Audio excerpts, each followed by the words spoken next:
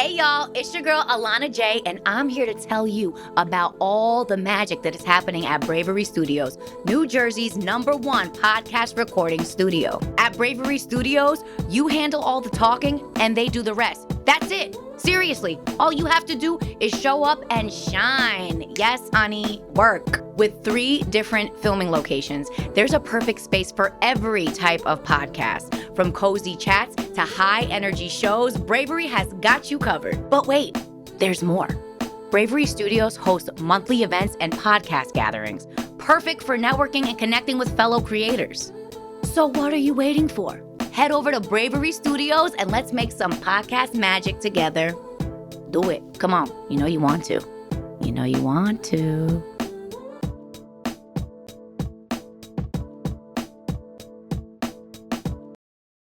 If you open up your mouth and relax your jaw, make a fist, and just shake it. Oh, it happens on its own. Okay, I thought I had to force the sound. No, it happens on its own. Okay, I like that. Thank you. Yeah, you're welcome. Thank you. Teaching tip. Maybe it'll stick. Maybe it'll stick.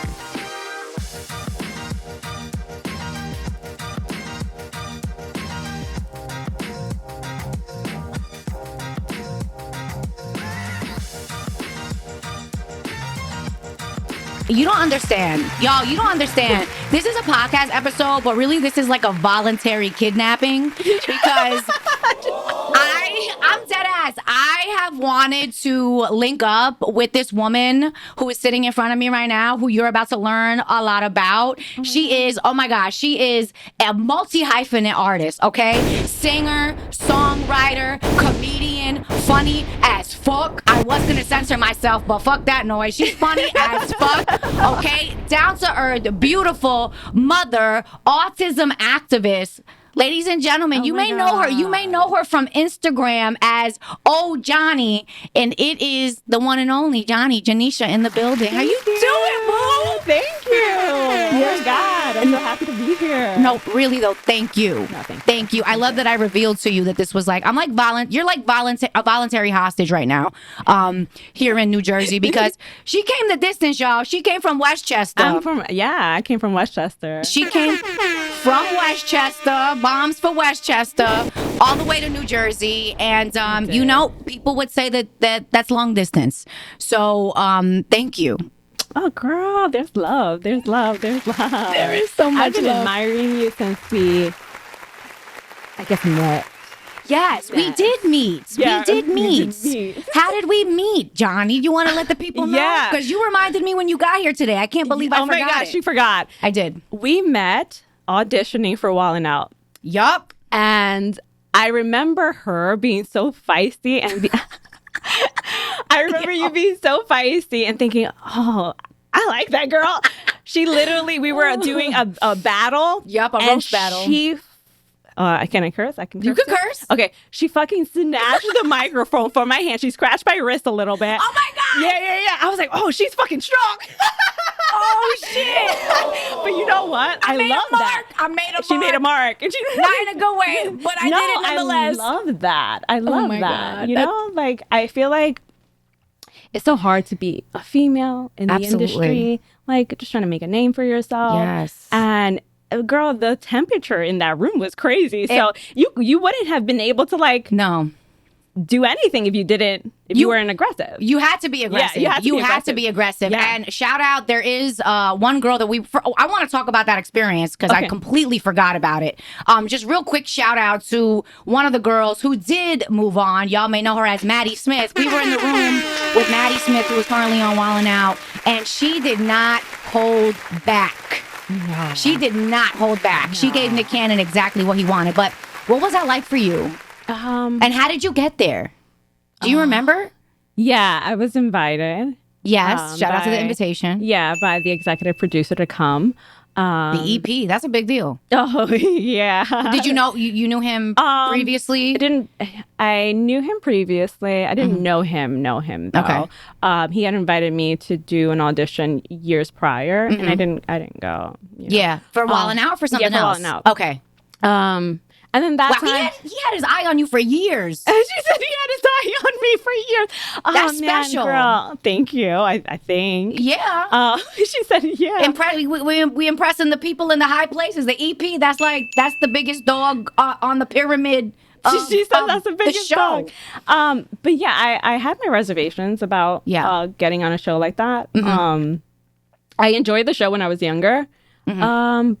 I don't know. Maybe I think I felt like I grew out of it, but I was just like, you know what? F it. Like, I'll audition. I'll come out and put my best foot and see what forward. happens. Yeah, and see what happens. Yeah. So I'm pretty sure this is how I got on. At the time, I was doing hip hop improv, which is like, it's freestyle rapping, y'all, but like, we're not trying to be Kendrick, okay? It's freestyle rapping. She said we're not. Listen, you know what I mean? Like it's baby bars, you know, it's baby bars. I mean, actually, let me not take anybody's shine away, because some of these hip hop improvisers are like nasty. Like Lin-Manuel Miranda, that's one of the ways he got started. The dude that wrote In the Heights, Hamilton. Oh, I love him. Yeah, so I was on a hip hop improv team, and I think somebody in the comedy circuit. I was not doing stand up yet. Stand up came after. So I think somebody in the comedy circuit saw me and asked me like, "Oh, is Wildin' Out something you'd be interested in doing?" And I was like, "Hell yeah!" Pero. Listen. What I was not prepared for, I was prepared to freestyle a little bit. I was confident. I was confident in my ability to just rhyme a little bit for them. Yeah, which I did do in the audition. Like because before we had to do the roast part, we each saw Nick Cannon and the panel individually. So I was confident in rhyming a little bit, but the roast part, that was my one thing. I was like, oh, if we do Pick Up and Kill It, like any of the other games, I was like, I got this. The one group game we did was the roast. It was the roast. And I was like, damn it, this is my weakest shit. You know what I mean? Because I'm nice. I'm nice. I don't know. You didn't come across as nice. Okay, I'm not nice. I'm kind. I'm kind. Yeah. There's a difference. There's a difference. You're so right. There's a difference. You're so right. Right? Because nice could get a sister ran over. Nice is pushover. And we're not trying to do that. Yeah. You know, we trying to be erect. You know what I mean? We're trying to stand up. We're not trying to be doormats. Oh my God. My mind. I know. It's in the gutter. It's fine. It's in the gutter with the bowling balls that I threw last night, because we went bowling last night.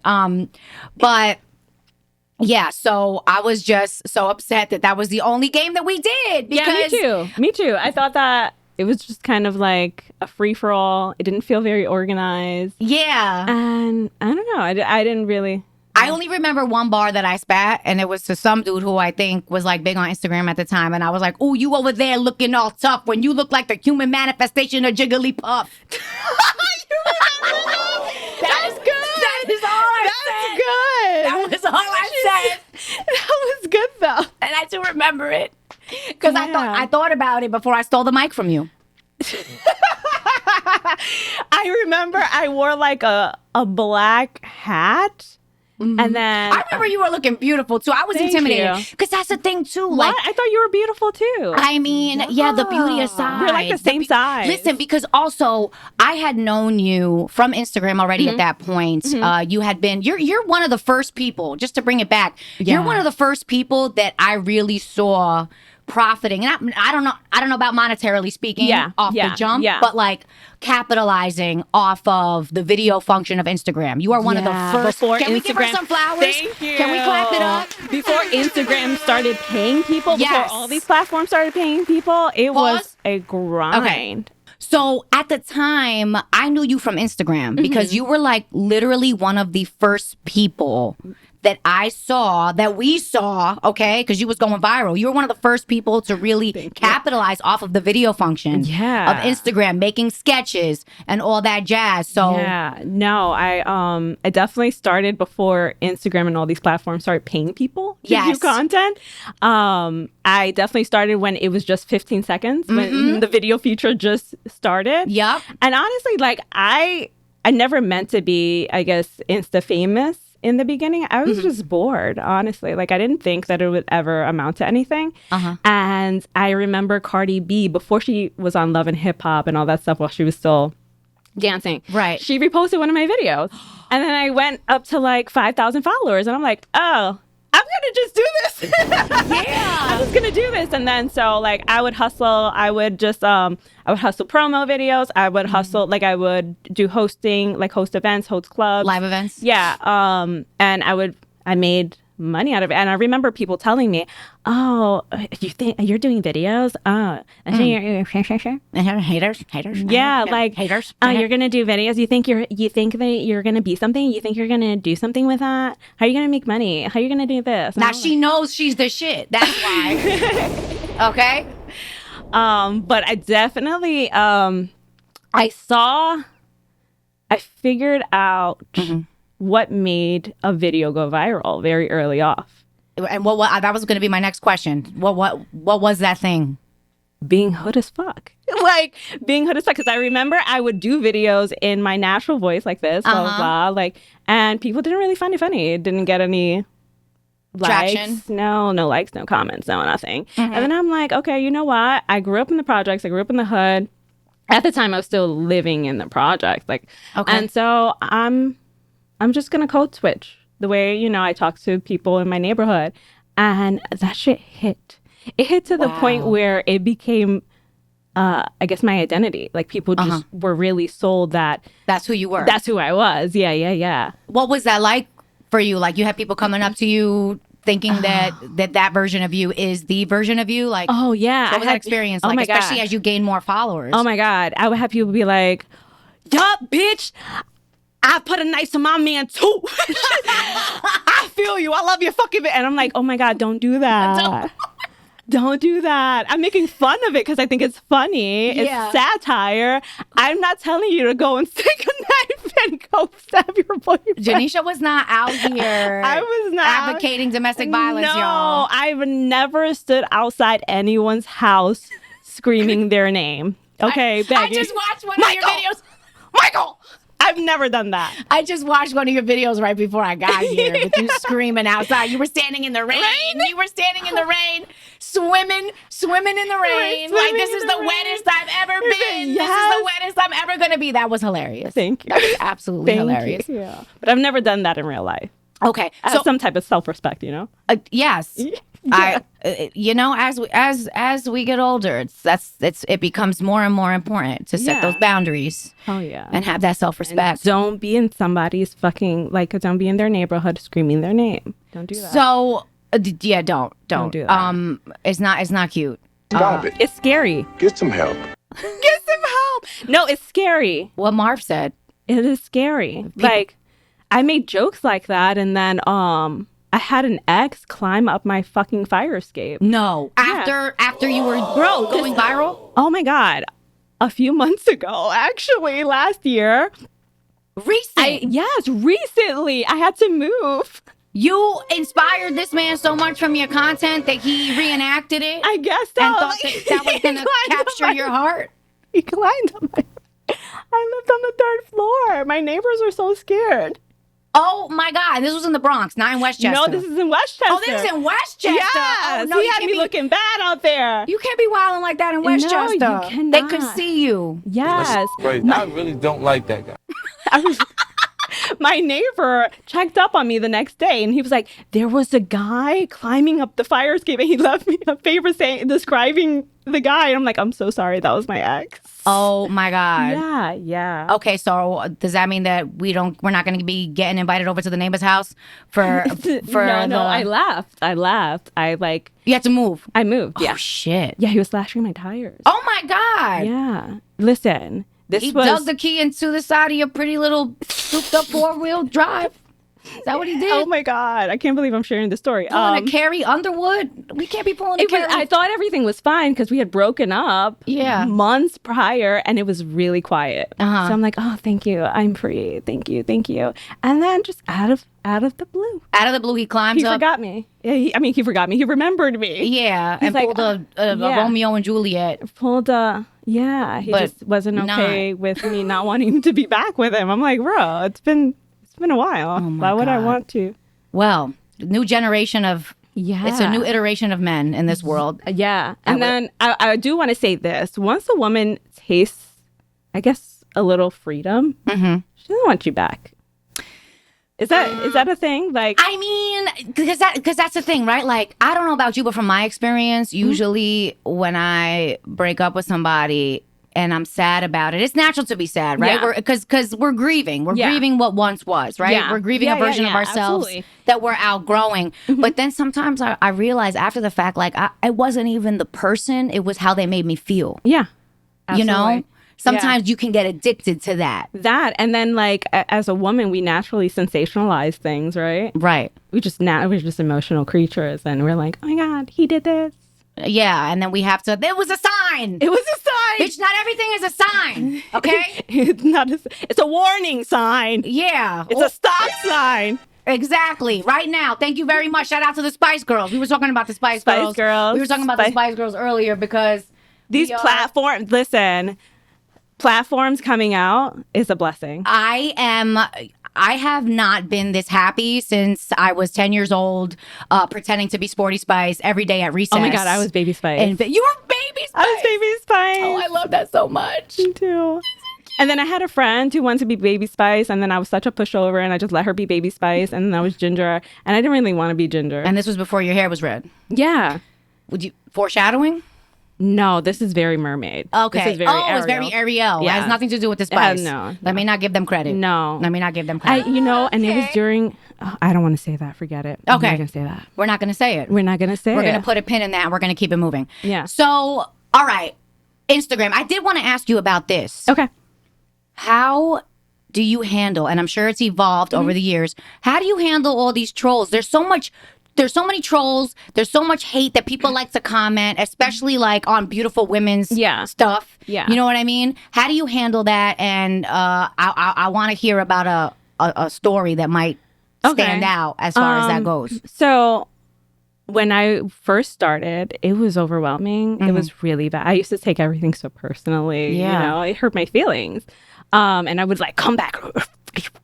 Oh, and you would engage? Yeah. You I would be like, engage. Fuck you, piece of you know. I've been engaging a little too much lately. And then the older I got, the more I understood is, one, if I'm not engaging with people who are speaking positive to me, why am I engaging with people who are speaking negative to me? That's a whole bar. I'm only rewarding negative behavior. Absolutely. Right? That's one. Two,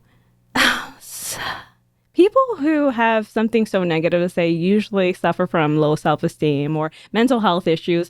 And I'm not going into a debacle with somebody who is not seeking some type of help. I just leave it. I don't even block it. I let them and let them be. I feel like when you don't give them any type of energy, they just feel dumb. Yeah. Like imagine speaking to a wall. That's what they're doing. Yeah, speaking into the void. Exactly. Yeah, that makes sense. And you know, I don't know about you, but like, not that I don't have that many trolls, so you know, I'm not up like that. But I have encountered people who will continue to comment, even if you don't reply. So is that they have a lot of time in their hands? Right. I just feel like, wow, you're fucking bored as shit. So you never block those people either? You just let them. You just let them rock. It really just depends. Like if you say something about my kids, I'm gonna block you because those are kids. We don't do that. No. But with me, I don't care. Just leave it in there. Who cares? Well, clap it up for that. Clap it up for that because I've been getting into the petty Olympics on social media these days. Only because I have a little too much time on my hands. When I was in school, I didn't have time for all this shit. I mean, from time to time, if you're gonna say something and it comes out really like, you know what my thing is? My thing with trolls is like I just really can't. And again, I gotta let it go. I gotta let it go. But it's the ones that like just want to try to put you in your place. You know what I mean?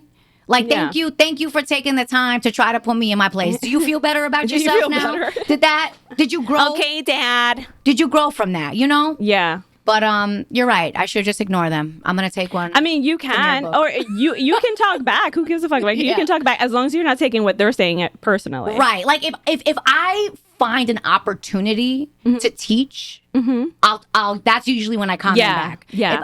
If I feel like there's an opportunity here that I know other people are gonna see this, so I want them. You know what I mean? Yeah. There are times I'm like, I think there was one time where I was just like, okay, you're entitled to your opinion. That's not how I feel. Yeah. If that's how you feel. That's fine. Yeah, I gotta kill them with kindness. Yeah. We gotta kill them with kindness. Exactly. So fast forward to today, right?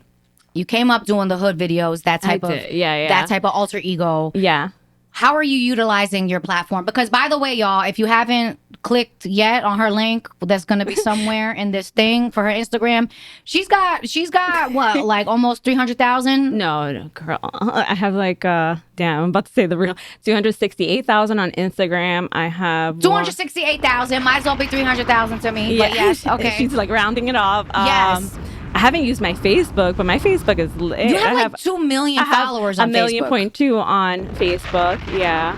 I'm really on Threads, which I love, and I have like 36,000 followers on there. Yes. I love this. Let's transition into that because I love what you're doing on Threads right now.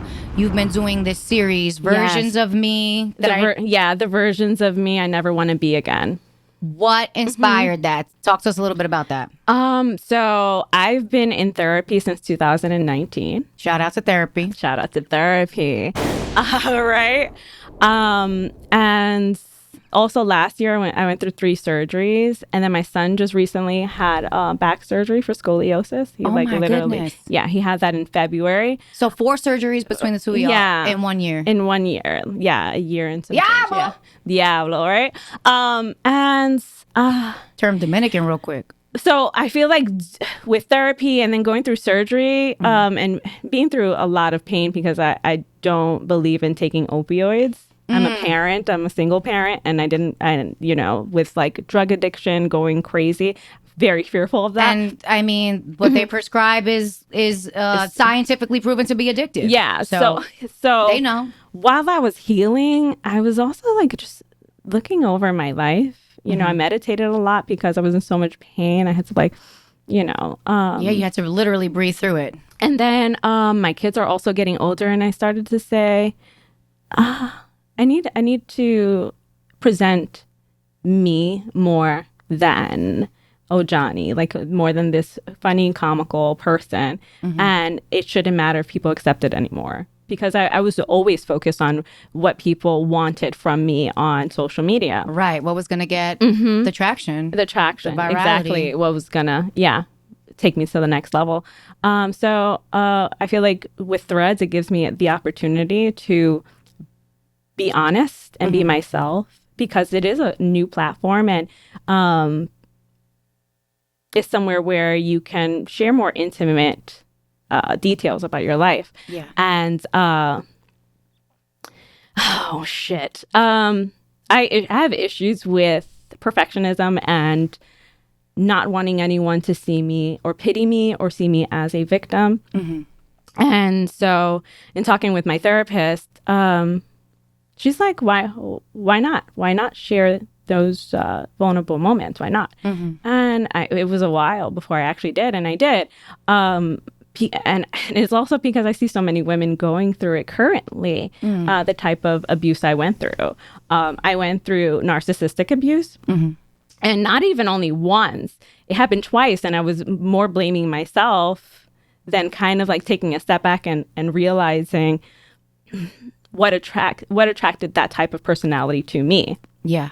Because I did struggle a lot with being a people pleaser and also with being a mom, right? And you know, how your body changes when you become a mom and just having low self-esteem. I had my son when I was 19. And so my kid's father. Very young. Very young. You were kind of a baby still in your... I was a baby. And you're right, yeah. I was a baby. I didn't know anything about anything. And my kid's father was very... Like, when I tell you that... Okay. No, yeah. There is this psychological hold that narcissists will have on you. I didn't even believe my own thoughts. I had no independent thoughts anymore at that. All of my thoughts were what he told me. Yeah. That was reality for me. And like I had memory loss. That's just horrifying. It is horrifying. It is. Like I look at myself now and I see how beautiful I am, and I really fucking believed I was the ugliest person in the world because he told you that. He made me believe that. I had an eating disorder because he told me that I was a fat bitch the day after I gave birth at 19 years old. He said that to you the day after you gave birth to his child? Yes. So, okay. That's stupid. Yeah. So The entire pregnancy, I was fucking miserable. He better hide. He better hide. Because I got some guns on me, okay? Not the ones that you could register, but pow, all right? Yeah, no. The entire pregnancy was very miserable. I was so miserable. And then I gave birth. Mind you, I went from being 125, super tiny, petite, to being over 200 pounds. But also creating a life in that process. And I remember begging him to stay at the hospital with me. The day after, I'm like, can you just stay? You didn't stay yesterday. Can you stay today? And he was like, nobody want to fucking stay with you. Blah blah. And then he literally said, "Lose weight, you fat bitch. Nobody wants to be with a fat bitch like you." In the hospital. In the hospital. Bro, what are you talking about, man? And the people in front of no, I had my room. I was in the room. The baby was in the little But I bet you, did he switch up on you when people were around? Oh, absolutely. Yeah. What's crazy is that no one believes that he's like that. Yeah. Because they do. He's probably super charismatic. He is super, he is super, his facade is so great. It is so great. And that is These dudes be catching spells. I don't know. Is it dickmatist? Do we get dickmatized? Is that what it is? He was my first boyfriend. Oh. And so that's all you knew. That's all I knew. You had no frame of reference. Bro, I don't know if you went through this, but my upbringing was very much like, your first boyfriend is your boyfriend for the rest of your life, because if you fuck any other guy, you're a whore. You're a hoe, and you don't want to be a hoe. Yeah, you don't want to be a hoe. You don't want to be a putana. No, exactly. I really thought that fairy tales were real, and you would be with somebody, you have to be with them for the rest of your life. You can't look anywhere else. So that's your person forever. Yeah. And I knew my kid's father since I was 11. Wow. See, I didn't really get that from my family directly, because the way that I grew up, we didn't talk about shit. We didn't talk about anything. We just acted like everything was fine. You know what I mean? That's just what it was. Yeah. You just suck it up. That's how my parents were raised. So, you didn't talk about feelings. You know what I mean? Nothing like that. But it was Catholicism, Catholic school. I did go to Catholic school. Yeah. And that I was always so disconnected from my body, I realized. I also had an eating disorder as a child. I was a competitive figure skater, so that was a byproduct of that. Oh, that's amazing. Yeah, it was cute. It was cute. Not the eating disorder. Right. But I am writing a show. I wrote about this whole experience. It was part of my MFA thesis project. So I'm expanding a solo show about this chapter in my life of being a competitive figure skater, being in Catholic school, awesome. Being so lost in the sauce, Anyway, it was what was my point about that? Oh, just I had a terrible relationship with my body. Yeah. And in Catholic school uniforms, very controlling of your I didn't have any bodily autonomy, I felt, I was told what to dress, how to dress, what not to wear, if my earrings were bigger than a quarter, I was a hoe, Yeah. Okay. All right. That's not real. No, that's not okay. So all that to be said, all that to say, the body was a source, both from an aesthetic point of view, and also as far as that being the only thing to offer a man. Yeah. Right? That's kind of the indoctrination. Yeah. That I came up with. So it makes relationships and abstinence only education in Catholic school. You know what I mean? Yeah. If you have sex, you're gonna get chlamydia and die. That was a quote from Mean Girls, right? Or you go to hell. So these weren't things that we talked about. They were just very taboo, and it's problematic because our bodies are beautiful. Yeah, it is natural. Hormones are natural. Yeah, sexual urges are natural, and just creating this veil of shame around all of that just sets you up for disaster. Exactly. As a young woman, because you don't know anything about anything. You know what I mean? You don't know where your clit is. You don't know what it does. You know what I mean? I know some dudes have a hard time finding it for a while. Yeah, so there's a lot of people who still haven't figured it out, right? You don't know what it does. Huh? Oh my God. So I'm sorry, you're making me laugh. It's crazy how that's the point. That's the point. It's crazy how when you have conversations with a fellow female comedian, you can go through like, you can talk about the most traumatic shit and then make a joke out of it and then like just go through. This is the conversation all the time. It's like up and down, up and down. Exactly. Like we're about to cry and laugh at the same time. That's what we do. It's a roller coaster. It is a roller coaster. It's funny. But yeah.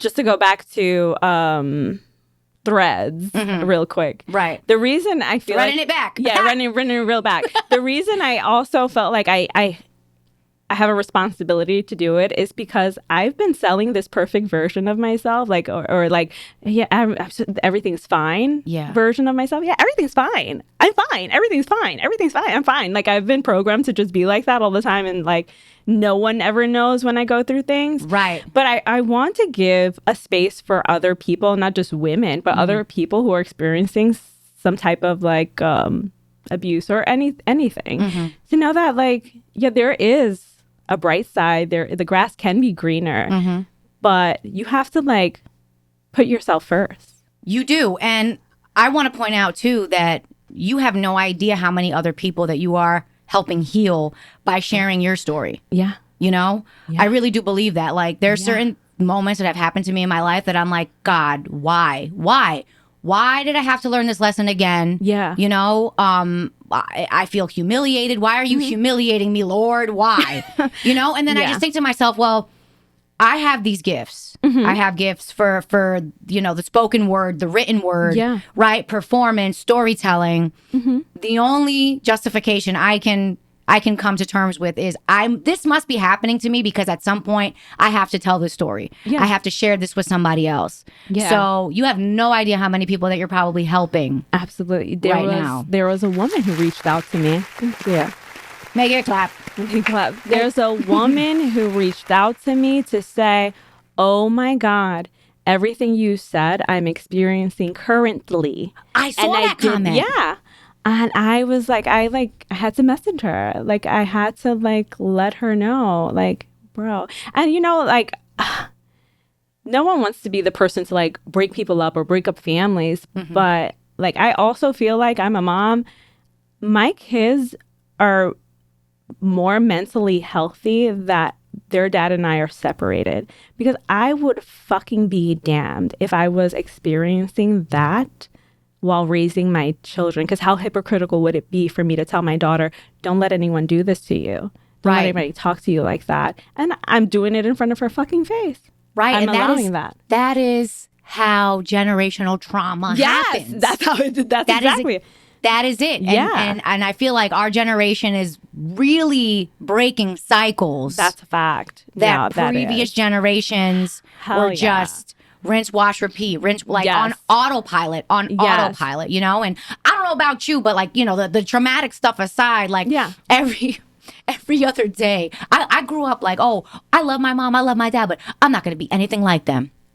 Girl, every 5 seconds, I'm looking in the rearview mirror like, yo, I am my father, bro. I am my mother, bro. Just like I'll do things or I'll say things, right? And it's the exact behavior. Like, for example, growing up, I used to hate when we would go out to eat and my dad would call the waiter by name and like act like they had a relationship, like they had a friendship. And I'd be like, Dad, cut it out. Like, Mark doesn't want to talk to you. Like, stop. I do that same shit now. Yeah. I do that same shit. I'm not against that either. It's like humanizing the person. Right. It's like, hey, come here. Hey. You know, hello. Look, hey. I was 12 years a server, okay? I was a server too. Nightlife? No. I worked for Applebee's. That was my first server job. Oh my God, Applebee's was my first service job. What the in Piscataway. Oh no, I was in the hood. I was in the Bronx. Oh damn. Yeah. I was in the Bronx. But tax season was dope. Tax season was dope. Yeah, it was cute. It was cute, but I don't know about you, but from working at Applebee's, I just advise y'all, there's a slight likelihood if you order your boneless wings, they may have dropped on the floor and then put back in the basket. I'm just gonna say. Wait, what's your worst server experience? Oh my God. Come on. I mean, I think, so I was working, this is the first one that comes to mind right now, especially given like the subject matter that we've been discussing. I was working for a rooftop bar, 235th Avenue. That's the location and the name of the place, real creative. And one of the owner's friends came in and he tipped me as he was leaving, and my hands were full, and he put I don't know how much it was. I think it was only $20. What? He put either $20 or $50 in my cleavage.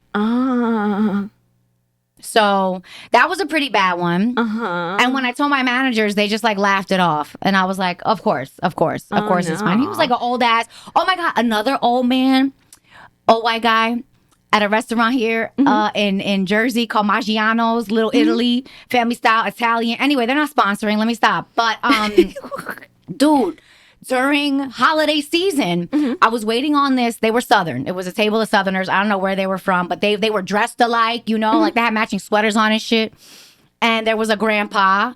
And at some point, I'm talking to one of them, maybe the wife. Yeah. And this old ass man grabs my hand, and tried to get me to touch his junk. Oh. Yeah.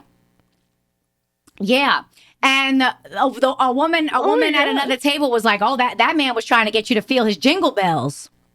And I was like, "Yes, he was. Yes, he was." His jingle bells. Yeah, with holiday season, I'll never forget.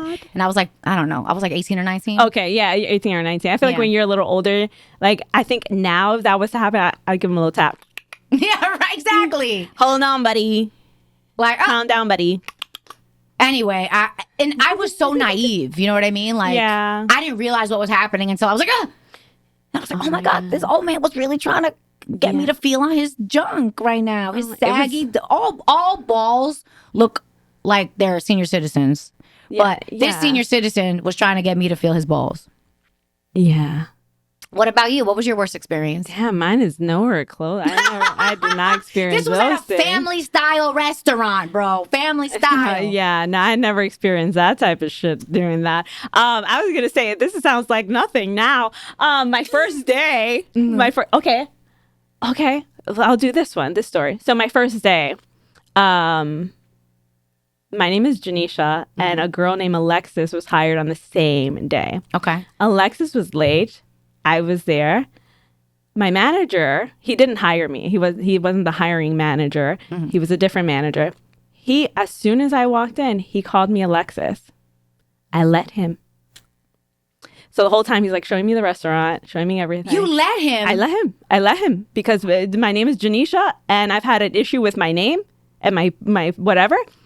So I let him call me Alexis. He's calling, hey, this is table 1 through blah, blah, blah. This is the 10 section. This is the 20 section. This is the 30 section. Okay, Alexis? Okay. Alexis comes in. She's a young Black female.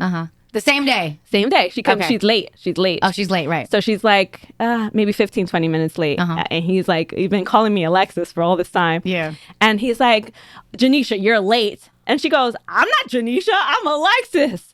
He shot a look at me and said, you've been letting me call you that? I said, no, I've been letting you assume that I'm Alexis the entire time. Yeah. He hated me. You got that ass. He hated me. Well, that's because he hated himself. He hated. You know what's funny? I think that's what it was. Let's be real. Yeah, he did. He hated himself. Ramon. You know what he did though? No. When I put my 2 weeks in, he put me as unrehirable. Why? Because I guess he remembered the Alexis Janisha story. Oh. Yeah. He hated me the whole time. He used to fuck with my schedule. I would tell him that I wasn't available on certain days, and he would make sure I was scheduled for those days. You know, that's the thing because sometimes I be missing server life just because you got to deal with your tables. That's it, you know? And then I remember motherfuckers like that. And the fact that there is no HR, you know? No, there's no, what do you go like to? They could write you up for whatever. You know, another time somebody at this same restaurant tried to get me written up for sexual harassment. This chef, I forgot his name, but it's fine. It's fine. So basically, this is what happened. I came in on, I was on a shift. I was working a shift. And I would always go at it with the cooks. Always. You know, I was 18. Yeah, like, my table's been waiting for 45 minutes. Do you know the movie Waiting? I've never seen it. Okay, well, the movie Waiting, there is a little girl whose real name is Alana. In real life, her name is Alana. Yeah, that's who I was. The actress's name is Alana Ubach, I think. Okay. If you watch Waiting, you know exactly who I'm talking about. She's the short one, smiling in the face of the tables. Then as soon as she would get into the kitchen, that was me. That was me. A fucking lunatic. Samesies. So I would get into it with them. It's because I cared. It's because I cared. And, you know. I care about my tip because they blame you Absolutely. for your food coming in like wrong. And back then, they didn't have runners running your food. You had to run your own food. Oh, did you Applebee's, you had to do everything. Yeah, you did everything. You set up your plate. You did everything. Yeah. Like, if there's any, like, extra things, you got to fill up your ramekins, put it on. It has to look just like what it looks like in the fucking menu, which is stupid. It's so dumb. It's so dumb. You made your own desserts. You had to freaking wipe a window in the ketchup bottle. You so scoop you your could own see ice through cream. it at the top. It's so stupid. It's so stupid. Oh, my God. Anyway, so I was in the kitchen this one particular day going off on Amir. I remember Amir's name. And I was like, Amir. I was like, you're only nice to me when I come into work on my off days and my tits are out. And I left the kitchen. Right? Because I would come in on my off days because I would get a discount, you know? Like, Yeah. I don't know. For some reason at that restaurant, we never wanted to leave. We were always working. That's true. We always wanted to be there, even though we hated it. Anyway. And they starved us. Well, no, I ate good. I got bread and soup, minestrone soup all day, every day. Anyway, linguine, white clam. Anyway, whatever. It doesn't matter. So because I made that comment, about my tits being out, later that night, I get called into the office, and my manager and one of the other chefs, I think his name's Renato. I'm name dropping. I don't give a shit. We were in the office, and my manager was like, he told me that I was getting written up for sexual harassment. That dude Renato was like, yeah, you know, you made me uncomfortable today when you were in the kitchen talking about like, you know, and I was like, what? When I said you're only nice to me when my tits are out? When I said that? And he was like, yeah. And I said, you know what? This has been fun. I am not signing. I'm not signing shit. You are not about to write me up for me expressing to you that the only time you're nice to me, basically, I was getting written up for sexual harassment when I was talking about the fact that I was getting being sexually harassed. Make it make sense. I mean, yeah, this is it's crazy. So that was probably my worst. Well, that wasn't a customer. That was an in-house experience. Oh, that was different. Fun fact. A few months later, that chef got fired for stealing out of fellow co-workers' lockers. He got fired for stealing. Cell phones were going missing. Oh my goodness. Yup, he was stealing. Ghetto. He was stealing from his own people, his own team. Stealing is ghetto. So, ha. Ja to you, Renato. Okay, joke's on you. Fucking thief. I hate thieves. I know, me too. I don't like that. This was. I didn't expect us to bond over Applebee's. Over Applebee's trauma, but but I'm glad that we did. I'm glad. I no showed one day, and I was like, I'm not coming back. Fuck y'all. That's how. No, I was a good girl. I did put my 2 weeks in. Yeah, you were better than me. Yeah. But I gave my shifts out. I started to give my shifts out my last 2 weeks. I was just giving them out, like switching it. So you didn't have. Yeah, you did it the right way. I was just like, nah. I also, from that Applebee's, somebody stole from me out of my book, and I know who it was because they were the one that said you should be careful where you put your book. I'm like, so it was you. Whoever smelt it dealt it, right? That was you.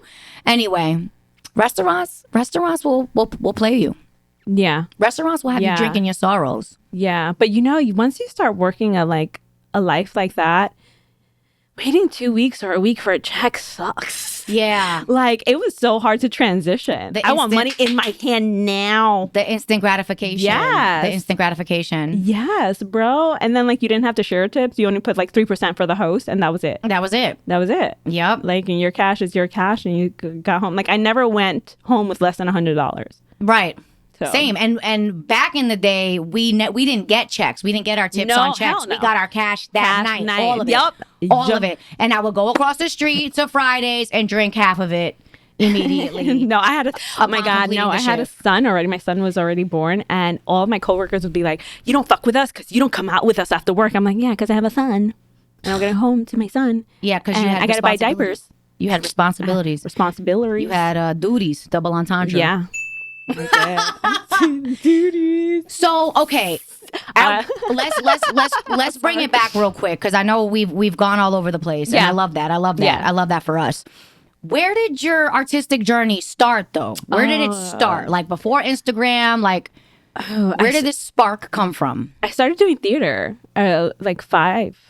5 years old? Yeah, yeah. I started. I my whole background is musical theater. Well, I didn't know that. Yeah, like from 5 till 18, I did musical theater. I love it. Wow. I love it. Yeah, yeah. Was this in school? What were you doing? School and outside, like community things. School. Okay. I never went to Broadway. It's funny. Yeah.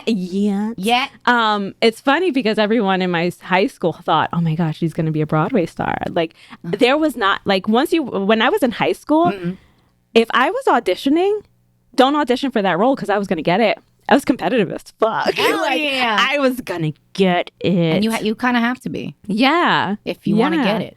Hell yeah. Hell yeah. Like, so everybody would be upset, like, oh, fuck, she's auditioning again. So people would just not audition? Yeah, they would just not audition for that role. Damn, you scared people out of the auditions. Because you know what it is?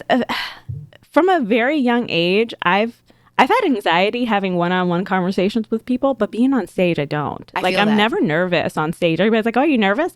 No. Yeah. No, not at all. You came to see me. I'm sorry. So you paid for a ticket to see me. If I suck, you must suck more because you paid for this shit.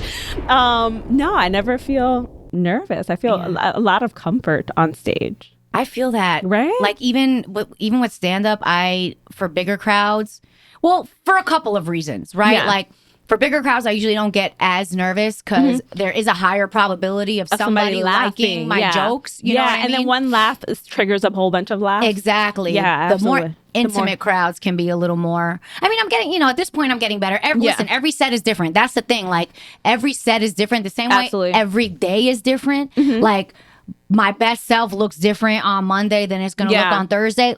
With entering a stage for stand-up, it's the same way, right? Yeah, like, absolutely. I'm lucky if I'm always 100%, if I feel 100% on before I get on stage. I have a straight-up anxiety attack most of the time before I get on. Like, my Fitbit, well, now I have an Apple Watch, will tell me, like, I did a 5-minute cardio workout right before I went on stage because of That's how so high funny. my heart rate gets. And I think a lot of performers experience that. But anyway, to your point, one-on-one stuff, I feel that. I feel that. Like being... it gets me a little nervous because I'm one-on-one stuff is like, oh, I have to be careful what I say to this person. I don't know their intentions. I don't really know them. I don't, I wonder what they would do with this information. Or also like, damn, I'm about to get really deep. I think. Yeah, you should be careful about what I'm going to do with all this information. No, Janisha. I just mean like you should be afraid. so people's opinions of you or whatever you tell them are really just based off of their own upbringing, their own perspective of life, like and their own projections. Right? I forget that. Yeah. Like what you think of me is none of my business. I be forgetting that. Most of it has nothing to do with you. And it has nothing to do with me. Right. No, I forget that. It has to do with their life, their upbringing, their experiences, their personal views on life, period. So yeah, it's harder when I don't know what your personal views, I don't know your experiences to like kind of share things. But being on stage is like exhilarating because I can be whoever I want to be. You know what I'm saying? Like I can be it's like Halloween. Like, and then doing stand-up, I get what you're saying about the smaller crowds. I feel like with a smaller crowd, there's more likelihood that somebody's going to start saying something and then there's a conversation and then they're going to like interfere with your set. Because now, like, I like to respond to people and now I'm like so off track of what I was going through. Right. Like, yeah. And I'm like asking myself, did I ever hit my punch? Did I ever say my punch? I don't know. Let's go to the next shit. You know? Oh my God. Is it not the most like stressful thing when you get off stage and you're trying to remember, oh, did I say that? Did I do this? Oh, I should have said this. Oh, this would have been the perfect comeback for that drunk motherfucker. Oh yeah, you know what I mean? I feel like that. That's what I feel like the most. Then like, I can't sleep at night. Oh man, no, she said I can't sleep. You know? No. I don't know if I do that. I can sleep. I can sleep. I sleep well, but there are problems. more clever things that I'm like, oh, I could have said that. That was a perfect chance. Right. Fuck it. You know, and that's the thing too. That's the beauty of stand-up is the joke really never ends. Yeah. So it's possible when you think of that clever thing that you could have said, you just put it in your pocket because chances are a circumstance like that is going to happen again. And now you trick the next audience into thinking that was sporadic when you had that in your back pocket. That's the thing. Like, it's all smoke and mirrors. Like, y'all don't get it twisted. Absolutely. The magic of stand-up comedy is making the audience believe that you're making this all up on the fly. Yeah. Right? Yeah. That's why I also don't write my set. Okay. Do you write at all? Like, okay, I don't write a script. I do an outline. Okay. But you have jokes that you know you're going to use in that outline. Yeah, so how I configure for anybody who wants to be a stand-up comedian, if you want to like take any notes on this. So my process is this. I'm like, okay, what's my opening for this joke?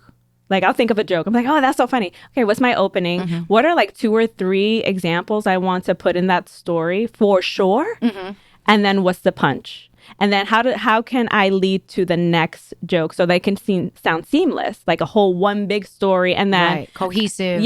Yes. And then you always kind of want to come back to one of your punches at the end when you leave, because it just a callback. People love a callback. Yeah, people love a good callback. But I do feel like for me in particular, to feel like I'm as funny as I can be, I have to leave space to switch up and say different things. Because if I'm on a script, it's going to sound so mechanical.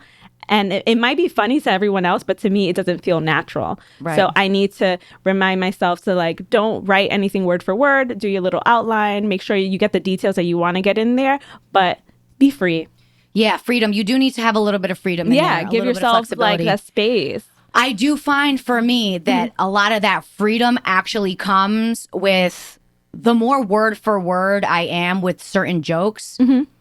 And structuring them, like, because I kind of do similar to you. I have more of an outline than a word for word situation, but I do need to know the certain chunks word for word in order for it to work, to give myself the freedom to explore, depending on how that lands.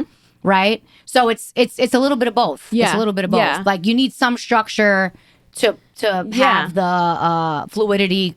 I agree. Come into play naturally. And organically. And then the demographic matters too. Oh, yeah. Like what you're the demographic, the room, the actual physical space that you're in. Yeah. All of these things come into play. And then watching how people, I do enjoy going like somewhere in the middle or last if I'm not a headliner. I do enjoy going that because I want to see how the audience is receiving certain, jokes. Right. Because going first is the hardest spot. Like, going objectively for any lineup, when you go first, you're in the toughest spot. Yeah. I mean, unless you have a host. Yeah, that's what I was about to say. Kills up top for the first 10, 15 minutes. If you have a dope host and then you can see how they're reacting to the host, then you're like, okay. Right. Yeah. Right. And of course, as the crowd gets progressively drunker, that always works to your advantage. Or it could get aggressive, which could also work to your advantage if you're recording. And you could go viral for getting a can of beer thrown at your face. Oh, my God. Like this one girl did, Ariel. Oh, my God. So we are also a singer. I do. So now this musical theater background makes a lot more sense to me, because I didn't know that. Let's talk about music a little bit. Where is that fitting in your life right now? So I still write. I love writing. I love any type of writing I can do, whether it is music or just stories or whatever. I love to sing, and for a while I was told by so many people, industry people, oh, we can't sell you as a singer. We can't. You should be a rapper. You're from the Bronx. You should rap. So I started writing. Solely because you're from the Bronx? Oh, or it may also because of my content on Instagram. Okay. And so I started writing rap. I can write any content. Like, honestly, I'm just a creative person. Yeah, I can write anything. Do both. I wasn't happy rapping. I'm not gonna lie. I'm not happy. I wish I could write for rappers and let them have that. But I love singing. I love writing music. Right now, I actually a few months ago had someone reach out to me. He's a manager for a young Puerto Rican artist, Little Dan. He's so dope. He's such a dope. I think he's gonna go big places. Shout out to Little Dan, about to be Big Dan. That's the plan. Shout out to Little Dan. It was funny because he doesn't really speak English. He's straight from Puerto Rico. Wow. And then so his manager reached out to me and he's like, hey, can you do the Spanish version to Snooze? And I'm like, I think I can. And he's like, okay, can you come to the studio in a few hours? Okay, sure. And so I went and I was out here trying to translate Snooze as best as possible, but like not a direct translation because it doesn't sound good. Right, it's not gonna make sense. Right, and so we did the Spanish version to Snooze. And it came out really good. It was really good. It was my first time back in the studio in a long while because of, life and being a parent and going through my surgeries last year and just like, and it was fun. Honestly, I'm just going to be super, super honest. I didn't know if I was going to share this. I'm kind of turned off with the industry and wanting to be like have any big parts of it. I like doing my independent things. Industry as a whole? Or are you talking about music specifically? As a whole, honestly. I've had really not so good experiences with some people in the industry. That's fair. You wouldn't be the first one. Yeah. Oh my God. No Diddy. Oh. Oh man. It's not funny, but it's funny. No, it's not funny. Like, honestly, I feel like being a woman who is attractive, trying to make something of herself, and then them knowing, oh, she's a single mom. She's, at the time, living in the Bronx. She might be desperate enough. So you think they were like trying to use your circumstances for their advantage? Oh, definitely. What's funny is, I knew that one particular person for sure was trying to groom me. What? Like was telling me, oh, you're going to have to sleep with somebody at some point. Don't stop relying on your talent. That's not going to happen. Okay, at some point you're going to have to sleep with somebody. You might as well sleep with me. Oh my God. Producer? Was this a producer? Okay, no. I feel like it'd be the producers. It was. They're trying to get you to reproduce these producers. So I didn't go through that with a producer, but I went through something different with a producer, asking for nudes. Oh my God. Relentless. Asking for nudes. Yeah. And I try to save him because he was like, hey, can you send me some pics? And I said, oh, I don't have any current headshots, but you can take pictures from my Instagram. And he says, oh, stop acting dumb. You know what I'm talking about. I try to save him. I swear to God, I try to save him. I try to like nudge him like, hey, this is a paper trail, you pendejo. Yeah. And so, I gave him a piece of my mind. Like, you wouldn't ask a man for any fucking news. I don't know what you're asking me. I know some men who have also been Me Too'd by men. I had a female director try to Me Too my ass. A female director, So it be and it's so scary because at the time I really wanted to be a part of the industry. Like I wanted to make something of myself. I wanted the validation of like what I'm doing on social media to like translate and be something bigger. And I never said anything. I didn't want to say that I was fucking assaulted, because I didn't want to be that person. Oh yeah, she's lying. He would never do that.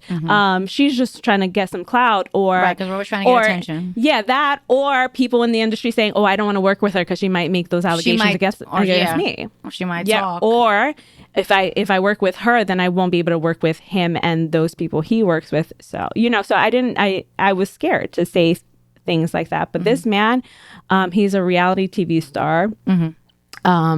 He was promising me a role on the reality show he was on, and he DM'd me. He's a known person out here. He DM'd me, and he was like, "Hey, I have a business opportunity for you." And I was like, "Okay, so you can text me." And he was like, "No, we have to meet in person." Like I said, "You can text me," and I said my number. He said, "No, we have to meet in person." Why? And I said, "This sounds like it could be an email, sir." Yeah, and I said, "You don't need to see my face. I don't feel comfortable meeting you in person." Yeah. he texted me. Same, it's like he copied and pasted, hey, I have a business opportunity for you. And I was like, okay, you can call me. He's like, no, we have to meet in person. And I was like, I don't feel comfortable. Oh, you think just because we came out of the DM that this is... yeah, right? So weeks passed. I didn't even think about that.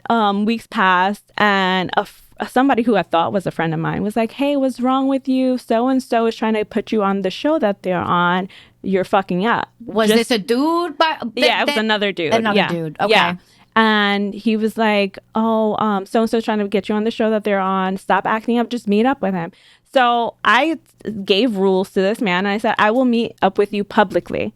I do not want to be anywhere private with you. And that was like the entire relationship with him was that. Like, I was like, no, I'm not going to your house. I'm not doing this, whatever. So he's out here telling me, I met up with him he was DJing at a club. Met up with him. He paid for my Uber to go. And he's like, hey, I'm trying to get you on this show. I can do what I did for another very successful woman. Yeah, all you have to do is play my girlfriend. I'm like, on the show. On the show. It's a reality show. Yeah. And I told him, no one would believe I would date you. Ooh. And he's like, oh. Yeah, that was my first reaction. Like, no one would believe I would date you. How did he respond to that? He says, don't you have kids? Like, aren't you thinking about your kids? You can make $16,000 an episode. You should think about your kids. That's what he told me. Using your kids against you. Yeah. To try. So I told him I'd think about it, right? Because $16,000 an episode sounds really good. I don't know if it was the exact number. Right.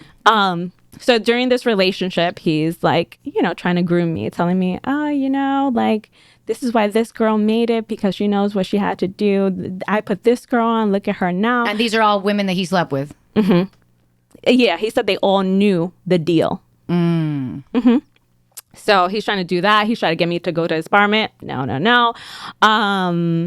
Yeah, and then I ended up Okay, this is some fuck shit. I ended up going to his lawyer's office. He said, meet me at my lawyer's office so you can sign a contract with me and his under his management.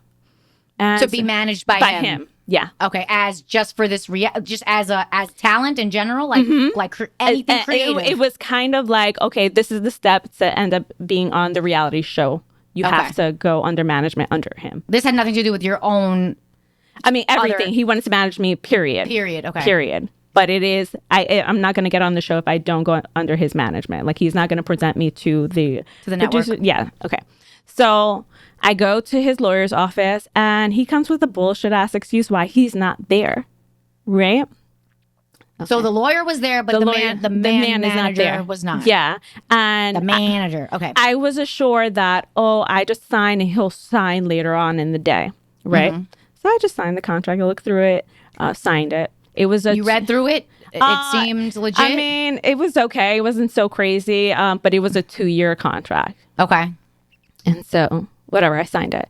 I called every day. He never signed it. Like, I called every day to get the copy of his signed version. Right. Every day he did not sign it, okay? I'm saying this to say something in the end, right? So, boom, I'm already calling every day. He's not signing it. The receptionist and the lawyer saying he hasn't signed it yet. I have to wait. He hasn't signed it. I have to wait, right? Okay. On this particular day, we were at a radio station, and there was... You were on the show? You were on the... I wasn't on the show yet. That's just where you guys met? Yeah, we were meeting at the radio station. Yeah, because I wouldn't meet him publicly. Yeah. I mean, I wouldn't meet him privately. Yeah. So there's a lot of people at the radio station right now. Like, they're in like a living room space. We're all there. There's one talent. She was on the show, and she brought her whole like posse. It was cool. It was a little vibe, right? She ends up going into one of the studios to be interviewed for the radio show that, whatever. And he's in a back room, and it's dark back there. And he opens the door, and he's like, Jani, calling me to come into this back room with him. Into this abyss in the back of the spot? Yeah, it was a studio room that wasn't being utilized. Yeah, it wasn't being used. And I'm like, my instant reaction is like, why does he want to single me out? Right. Why is he trying to isolate me? Yeah, like taking away from the crowd, right? You're not slick. You're not My dude? slick. So I go into the room and I leave it ajar because I'm like, I'm not closing this fucking door. Right. It's dark in here. It's dimly lit. Like there was like a little light and that was it. It was dark in Like that a bitch. nightlight? Yeah, like a night. Like a nightlight. Yeah, like a nightlight. It was dark in there though. Like there was some light, obviously, because I could see him, but it was dark. I was like, what kind of I'm not business. Who does business in a freaking in a cave? What are we doing? Yeah, it was like it was. If I think back at it now, it was like as if the room was playing Careless Whisper, like dun, dun, dun, dun, like he went that vibe. Like it was like that vibe, right? Like he, whatever. So I go sit down in this room, and he's like, Johnny, I don't know what to do with you. You're not easy to work with. You're always he's like, you're not easy to work with. You always have to work with. You always have something to say. Not easy. Exactly. You always have something to say. You always have a comeback. You always like, what's up with you? Why are you like that? Like you need to lighten up, right? Why you being weird to me? Exactly. So he's like, you need to lighten up. And I'm like, right. It's always we're always the ones that need to do something. Yeah. So I'm like, all right, where are you getting at? Like, you know? And then he was like, oh, you know, you have kids. Like, I don't understand why you're not putting your kids first. Like, you're not thinking about your kids. Like, you know? How dare somebody say that? So he's like, who's not their father. Yeah. So I'm like sitting down, right, regular. And then he's like, he gets up and he stands up like above me. So I'm looking up at him at this point, right? He's like, stand up. And I'm like, for what? He's saying, you see, that's my problem. Just stand up. He's like, just stand up. So I'm like, oh, okay. Stood up. And he was like, oh, I know that after having a baby, your body changes and you might be insecure about your body and whatever. And, you know, all these things, like I can help you. I can like just like going off, right? This man thinks he's God, it sounds like. Bro, this man put his hand down my pants. I was wearing high-waisted pants. Put his hand down my pants really fast. Like it happened so fast. I was like, what the fuck is happening, right? Puts his hands down my pants and grabs my pussy. He pulled a grab by the pussy?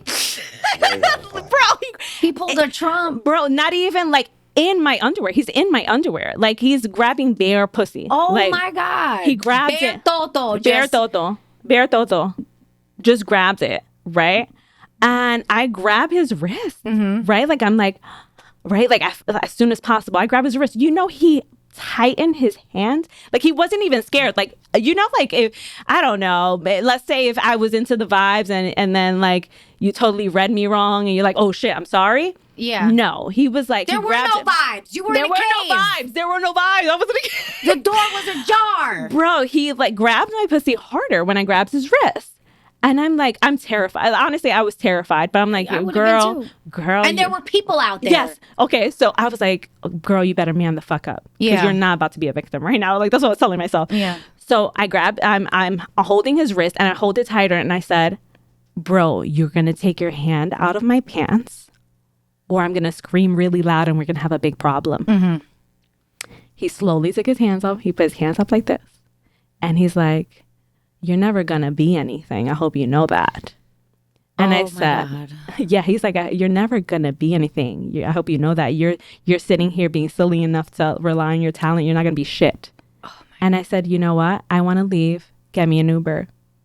Because I wasn't gonna pay for a fucking Uber after being assaulted. Dude. Yeah, fuck that. So he got me an Uber. And the next day, he's like, mind you, I told you I was signing this fucking I signed this contract and I called every day. Yeah. The next day he's threatening me. He's like, threatening you how? If you want to get out of this contract, you have to pay me $10,000. So now he's blackmailing? Is that blackmail? Yeah. Technically? Yeah. So he's like, if you want to get out of this contract, you have to pay me $10,000, right? And I said, excuse me? I said, what contract? The contract you didn't sign? He sends me a signed version that's backdated. Oh, no. Did he add stuff to it? I don't know. I didn't read through it. I just noticed that the date was like the day after I signed. Right, which is a lie. You Right. know, it's against the law now. Now you're fucking with me because I was calling every day and there's no way you signed it on that day because that was weeks ago and I was calling every day for weeks. Mm-hmm. So I said, oh, you want to send me a backdated signed contract that you just signed probably right now because you were upset that I want to fuck you? Okay. So I called my uncle. My uncle got a lawyer. His lawyer called his lawyer and with the information and they dropped it. They squashed it. Yeah, they squashed it. Oh And my mind you, God. I've had to see this man because I've bartended a few times. I've had to see this man and come across this man from time to time. Does he? How? Oh my God, does he pretend- he pretends he doesn't he know doesn't know me. you? Yeah, he won't even course. look my way. Shocking. Shocking that he's pretending he has no idea who you are. Yeah. Oh my and God. that's like that situation really turned me off, and I was like, okay, I don't want to do that. And then I started like going into like music, and then seeing little. How long ago was this? My hair was black when this happened. Yeah, my hair was black. What chapter was that? What era was that? Weak bitch era. So you were really young then. I was young. Yeah, my daughter had to have been 2 years old, 2 or 3 at the time. So I was like 25, 26 when this Okay. happened. And I like was just like, oh, Janisha, just go like do what you've been doing. You don't Yeah. have to be on a show. You don't have to be on TV. You don't have to be a celebrity. Do what you're doing. Make your coins. Do what you have to do. And then like you just encounter more people who show you like, wow, there's a lot of predators. Hell Who yeah. like literally like I feel like I've been in situations where I felt like I was right at the door and then a dick came. It's Like, always a dick came right in the door at the doorway like, oh, you want always a dick. Just it's like the final level of Mortal Kombat and it's the dick. You have to fight the dick. dick slap. Just Yeah. dick slapping contracts out of our hands and whatnot. It's Yeah, no. It's enough is enough. enough is enough. And Enough is enough. yeah. Like Oh my it's so gosh. crazy. Like I want to fuck who I want to fuck. Right. Not who I'm being coerced Yeah. to for my own success. Exactly. Like, Right? This Well, is crazy. I hate that happened to you. I wish I could say that I was surprised, but I'm No, not. You're not. I'm pretty sure like you've experienced That shit. I You're mean- too pretty not to, right? I mean, That's so sad. You're too pretty not to. it I'm happy that you brought up the fact that, you know, being a woman and being an attractive woman in this industry. I mean, yeah, that's unfortunately it can definitely breed predator behavior. Yes. So it's something that, you know, look, I commend you for Thank you. for now, you know, utilizing your platform in the way that you want to and putting yourself first. Yeah. And putting your family first. Yeah. Because at the end of the day, what's meant for us is going to be for us. Exactly. You know, and, Exactly. and if it feels forced, let alone coerced, let alone illegal, you know what Yeah. I mean? Then these are not the spaces that we want to be in. These are not the type of people whose pockets we want to line. Exactly. You know, because at the end of the day, they'll be profiting off of you. Yeah. So I mean, what a nightmare. But I'm glad that you're still here Thank you. and thank you, still doing you and Thank you. and reinventing yourself girl. And along then the process. And then I feel like also like social media, like the amount of followers people get also makes them delusional and Oh makes my them God. feel like they can do that to girls to be in a skit Yeah. or to it's- get like, oh my God, ladies, if a man wants you in their skit and is saying, yeah, I got this many followers and whatever, that's not okay for him to sexually assault you either. It's sexual assault's never Oh, not okay. even- it's And never any okay, right? followers Facts.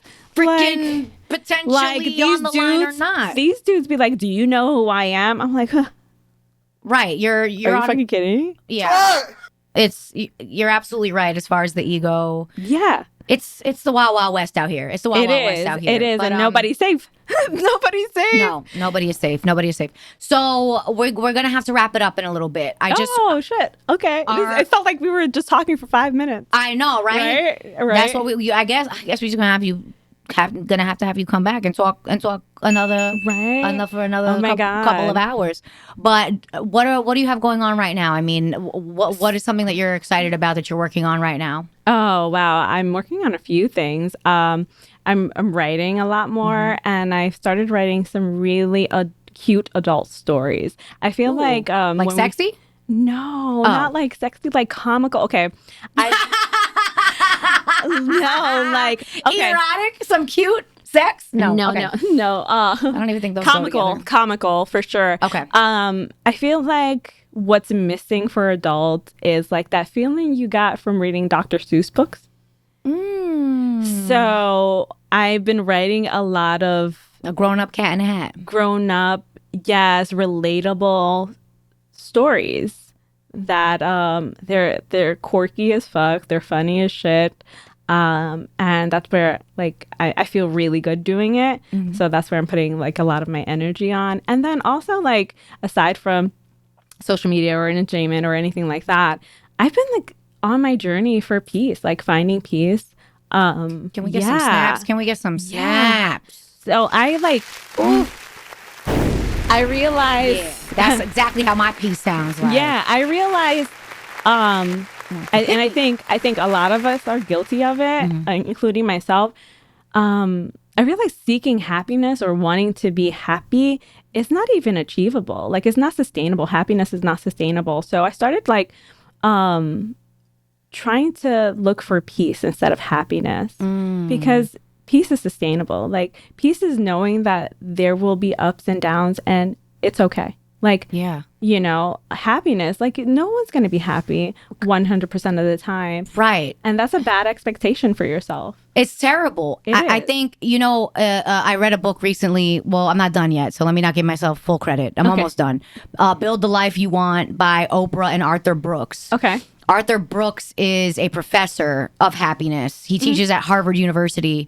And he talks about how a big misconception with happiness is that some people think that it's all or nothing. Yeah. Right? It's all or nothing. You're either happy or you're not. When happiness and unhappiness need to coexist. They have to coexist. Like you can be the like, yin and the yang. Yeah, and this is something, you know, that I experienced firsthand with coming out of grad school. I graduated from grad school in August, and the weekend that I graduated, one of my cousins passed away, and 3 weeks later, his sister passed away. Oh, man. So, and I had all this other, my birthday was around the corner, like I had all this other great stuff, you know, on the horizon. Yeah. And I was like, this is just such an interesting, transforming experience for me to be having and holding on to so much happiness, so much gratitude while simultaneously carrying this heavy ass grief. Yeah. Because I hadn't seen, at least him, my male cousin Tavio, I hadn't seen him since before COVID, you know? So I didn't even, you know, it'd been years. And he was one of my favorite people. They were both two of my favorite people. So, you know, that was around the time I picked up this book, like how, because also the older we get, the more life is going to happen and the faster life is going to be happening. We need to be able to, because I'm so sensitive, you know? Yeah. I mean, we're artists. Yeah. I feel like being a little sensitive is a requirement, you know? And I can carry feelings so deeply, so profoundly, and do all the things that I should be able to do, or do all the things that should get me grounded and centered, and I could still not be centered. You know, like I'll work out, I'll meditate, I'll eat right, I'll do all the things and still be like, you know, crying into my mouth. So that's a big thing as far as adulting goes, is like being able to hold on to both the yin and the yang, and have to do what you got to do for your family, for yourself, show up to work, show up in spite of that every day. But yeah, the thing about happiness that I really like that he talks about is that there's three components: satisfaction, purpose, and I think pleasure or enjoyment. So satisfaction, usually like something like this. This gives me satisfaction. This fulfills me, right? This also gives me meaning, right? Because I get to connect with, this gives me purpose / meaning. He calls it both. I get to connect with beautiful, incredible human beings whose stories I think other people need to know, who I believe should be amplified. And it also gives me enjoyment. So this right here, what we're doing right here, is like the trifecta of happiness for me. So thank you for letting me share. I'm happy to be here, and I think you're absolutely beautiful. You're absolutely beautiful. You have a beautiful soul, And like a lot of good talented. energy. Thank I know you too. I'm like, I know, but you. I know, but you. Yeah. That's what we do. I should just call this show like the Love Fest show because everybody I bring in here, we're just like, we love you so much. I love you so much. I love you so much. Okay, so there are a couple of questions that I want to ask you on the way out. Okay. Who's somebody that's inspiring you right now and why? Could be anybody. My kids. I knew you were going to say that. Yeah, you know I was going to say that. Kids are like the most inspiring creatures in existence. They're amazing. They're amazing. My son, I know you don't have that much time, love. My son's autistic. Yes, I did want to talk about that. So he was, okay, my story really quickly. Yeah. Like once I knew that he was autistic because he regressed. Like he was walking, talking, and doing all those things. And then, he got his vaccinations and then he caught a really bad fever. We were in the ER and then he never walked or talked like after that. Like not never, because obviously he did after. Yeah. But like he stopped walking and talking. Like he regressed so much. Around what age was this? 1. And he's how old now? He's going to be 14. He's going to be 14. He's going to be 14.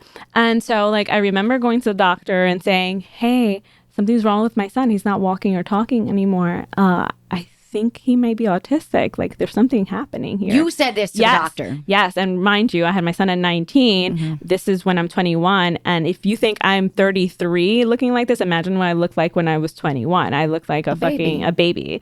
Yeah. And so he didn't take me serious. He's like, oh, boys are lazy. Boys are lazy. And I'm like, no, my boy is not lazy because he was doing these things and he got sick and he's not doing it anymore. Right. And so I had went to the doctor 2 more times trying to convince him that my son's autistic and I need help. And he was just like, I don't know what I'm talking about. And so he dismissed you. Dismissed me for sure. So at 2.5, I was calling we were at the doctor's office for a checkup and I'm like, Adon, screaming. And my son doesn't even look at me. He doesn't even acknowledge me. And I said, now you fucking call his name. He's not going to look at you either. He doesn't look at anybody. He doesn't acknowledge his name. He doesn't know it anymore, right? He's in a different world. He's autistic. I need help. And he's like, oh my God, I'm going to call somebody. And then the doctor. And he had another, I guess she was a psychiatrist. I'm not sure what her title was. She came down. She looked at my son for 5 minutes. And then she goes, oh, Mom, you're right. He's autistic. And that's just me looking at him for a few minutes. And so I got help for him. But the doctor left me that day with this. He said, oh, don't have any hope for him. He's never going to be anything in life. It's going to be like raising a vegetable. He's never going to talk again. What a horrible thing to tell a fucking 22-year-old. Oh, mother, man, about their child. I left that doctor's appointment just crying. And then, oh my gosh, you know what? I'm competitive, right? Yeah. I said, game on. Right. I'm gonna prove you wrong. I'm gonna prove you fucking wrong. Game on. Don't believe me, just watch. Right. And so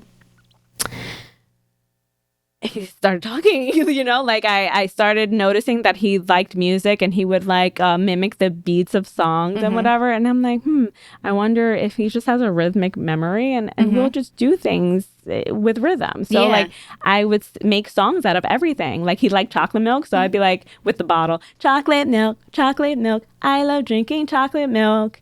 And so every time he wanted chocolate milk, he would hum that song. And you knew that's what he wanted. And I knew that's what he wanted. And then he started kind of singing the words. And I'm like, oh, shit. Okay. And then, but it would be like that with a lot of things, right? And it would be, you can't get it if you're not going to mimic the song, hum the song, or even try to whatever. So once he started singing the lyrics, kind of, I took the rhythm off. And it would just be chocolate milk, right? And he wouldn't get it if he didn't say it. So was he able to start communicating without? He started saying one word things. Okay. Now at this point. But it started with you making a song. It started with me making a song about everything. And it took long. It's not something that happened from one day to another. If you ever been around children on the spectrum, they rely on a lot of routine. You cannot give up. It has to be very like this. Militant. Militant with their everything. regimen. Yes, everything. You can't, once you change something, you have to make sure you're going to either stick with that change or like bring it back, babe, because it takes a lot of focus. But just seeing him grow and seeing how much he wants to learn, like now we have conversations. This is something I didn't even expect that we'd be able to do. Wow. And then my daughter's such a great support because she's okay. I've never What's her interfered. name? Madison. Madison and Aiden. And Adon. Adon. Okay. Yes, Adon means the Lord in Hebrew. Yeah.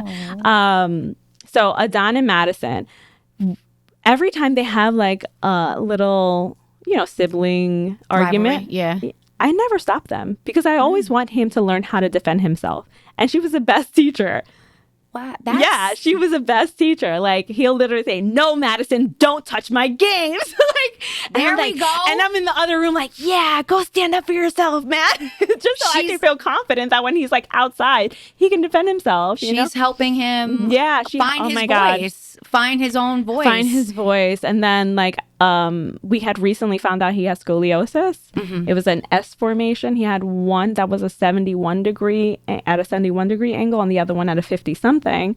And I don't know exactly what that means, but those are very different numbers. His spine was, I get the S. You said S and I'm like, ouch. So 1 degree is 71. So one part of the S is at 71 degrees that means it's very curved. And then 51 is a slight less a little bit of a lesser angle. Okay. So I should have, geometry should have helped me there. That was on me. That was on me. Yeah. So, it's funny too, because that's another thing that I would complain to the doctors about, his pediatricians, and I had just changed the pediatrician. I would say there's something wrong with his body. Like I'm noticing that he has one side of his body bigger than the other. Like he's like this all the time. And they're like, no, it's because he's overweight. No, it's some people's bodies are asymmetrical. Like it's just like that. Some more severe than others. Man, these doctors ain't shit. Oh my God. And so I got Sorry, Dr. Piper. My godfather's a doctor. These doctors ain't shit. Man, so I got a new pediatrician. Shout out to her. And I told her the same thing. I said, I'd say this every year. We come to a checkup. I'm going to say it to you now because you're a new pediatrician for him. And she goes, "Oh, do you want to get x-rays?" I said, yeah. And so we found out his scoliosis was so severe, it was sitting on his fucking lungs. And that's why he was breathing heavily. Oh my God. Yeah. So we went to Shriner. Shout out to Shriner. Shout out to Dr. Pays. And he had you a good one. Yeah, Dr. Joshua Pays. Shout out to him. He reconstructed my son's spine. My son's spine is so straight right now. Yes. And he's 2 inches taller. Oh my God. Yes. And shout out to my son because you asked for the inspiration. My son has went through this recovery so well. So well. Like, I had my reservations about like him going through surgery. I was so scared because I was like, oh my God, he's going to cry. He's going to suffer. This boy cried once. And you want to know why? Because a boy that had just got his legs amputated. Yeah. He was crying every time he noticed that he had no legs anymore.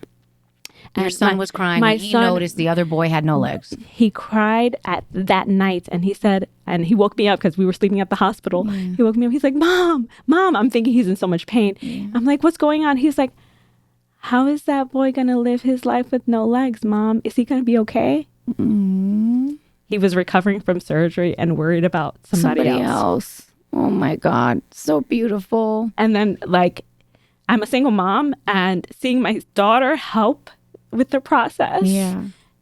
They're beautiful people. Like I feel so blessed to have such beautiful souls around me. Oh, and you made those souls. I did. You did that. I did. They came out of you. I did. And it's just like I feel so good around them because they remind me that life is so beautiful if you know how to live it. Yeah. It can be. It can be amazing. Oh my God. And they make it amazing. No matter what we go through, it's amazing, It is absolutely amazing. But yeah, seeing my daughter jump into this role of a big sister, even though she isn't, right? She's only 10. And she's like, okay, Mom, lay down. Don't worry. I'll help Adon. I'll get him lunch. I'll do it. Don't worry. You do so much, Mom. So it's just a beautiful thing. Thank you. Thank you. Oh, you came in clutch. Coming in clutch.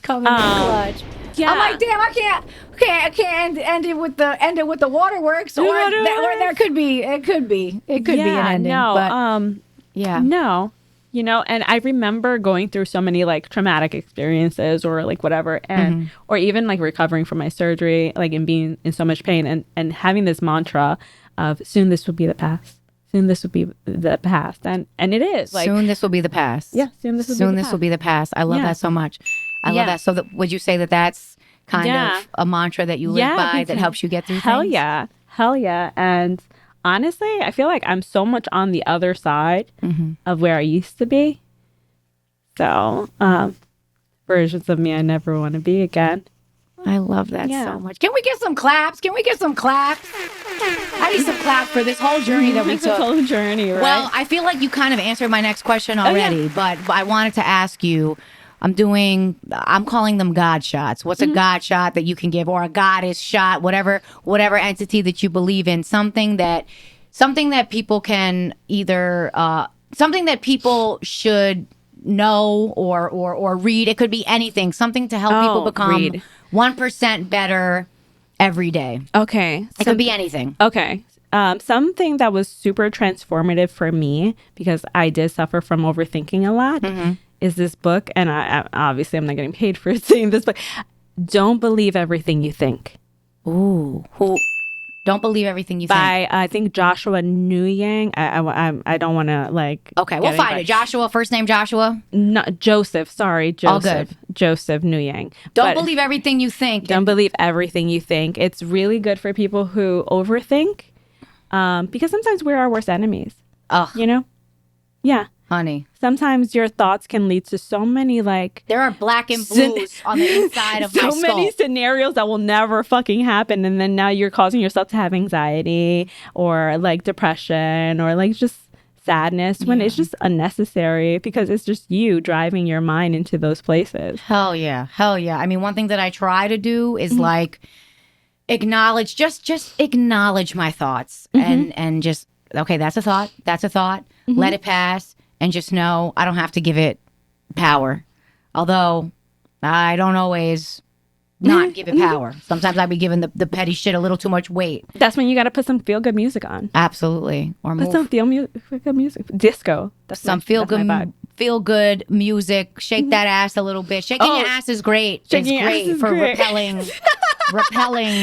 the bullshit. It is. Shaking your ass is great. I'm going to take that. I'm going to take that. So what's that's your God. My God, I don't shake that ass. I guess today my God shot will be shake that ass. It will be shake that ass, because I shook that ass for the first time in a long time a few nights ago. Yeah. And let me tell you, I was living my best life. Oh my God, I'm going to shake that ass. Absolutely. And my last question for you. Okay. If this was a chapter in your life, in the book of your life, what would you name this chapter? Damn. Shit. My stomach's about to growl, but that's not the name of my chapter. I'm just letting y'all know in advance if you hear it. I feel it coming. Janisha. Yeah. Just being okay with being myself. Because I feel like that's what this chapter is being myself. I love that. And yeah. Not falling into any, like, categories people want to put me in. Just being myself and being okay. Amazing. With that. I'm stealing this title. Janisha. No, not your title. Not your title. Although I could play a Janisha. I think I could play a Janisha. I think I could play one. I love your name, by the way. I don't think I've ever met a Janisha. No. Besides you. Yeah, I haven't met a Janisha either. Actually. See, that's unique. That's that uniqueness. I love that for you. I know a lot of uniques. Really? Yeah, I know a bunch of uniques. That's funny because it's not very unique anymore. I didn't know how common the name unique was. I think my chapter is going to be called, and this is what I'm stealing, The Beginning of Everything. Beginning of Everything. The Beginning of Everything. I'm stealing that from two friends. Shout out to IOU, a rap duo that I made friends with in college. Ooh. Stands for Inside Our Universe, IOU. And the reason why I feel that way right now is because, you know, I finished grad school almost a year ago now. But honestly, like, even though I'm not even though I'm not 21, like, I feel the same way that I did when I finish you school. can play a 21-year-old all day. Well, thanks for that too. I'll take that with me. I'll massage my ego with that a little bit at home. Yes, queen, yes, queen, yes, But queen. after finishing school, again, you know, going back to school for the first time in 10 years, I feel like I'm coming back to my roots a little bit. Yeah. Like I wanted to do radio. That's what I wanted to do. I love that for you. I wanted you have to a good take voice. Thank you. So do you. I wanted to Thank take Angie Martinez's job. You know, I did. But the only way that that's going to happen is if she dies. That's the only way radio people. Oh, you can do a biopic. Oh shoot. Oh my God, that would be dope. I mean, not that I want her to die, but maybe I could. Anyway, I love Angie.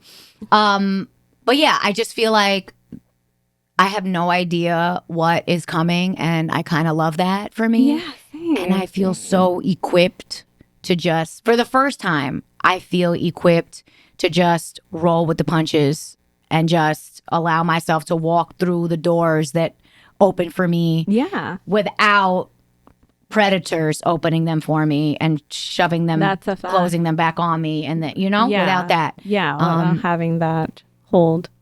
Yeah, so I really feel I like love that. I really feel like it's only up from here. I really feel like it's only up from here. Yeah. I really do. You can really start a radio show, get some music, go on a live platform and do that shit. Hell girl. yeah. Well, we're starting right here, Bravery Studios.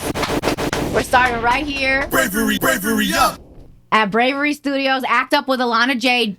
Jani, let's give them your info. Oh, Jani, OHHJANI. And if you want to know what O means, it's like a reactionary word. Like, oh, like, you know, that's where it came from. Oh, Johnny and everything. I don't have anything different.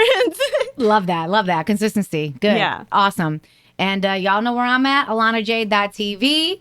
Thank you so much thank you for being having here with me. me today. You're a This was amazing. This was a doll. roller coaster. It and I was, love right? that. I Like- love that. We went through everything together We right did. now. We did. And now y'all went through it with us. So thank you for That's a tuning fact. in. Till next time.